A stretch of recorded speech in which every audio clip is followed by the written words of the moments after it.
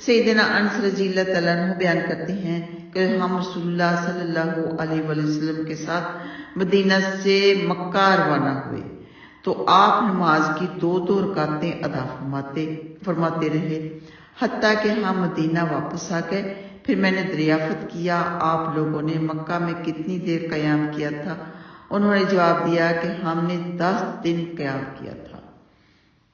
تو اگر آپ کہیں بھی 10 دن ٹھہرے ہیں تو آپ نماز قصر ادا کر سکتے ہیں، کہ بعض علماء کرام کا موقف یہ ہے کہ 4 دن ٹھہرے ہیں تب قصر کریں، اگر اس سے زیادہ ہے تو پوری پڑھے، لیکن یہ حدیث ہمیں بتاتی ہے کہ آپ صلی اللہ علیہ وسلم 10 دن رہے اور نماز 2 رکعتیں پڑھاتے رہے۔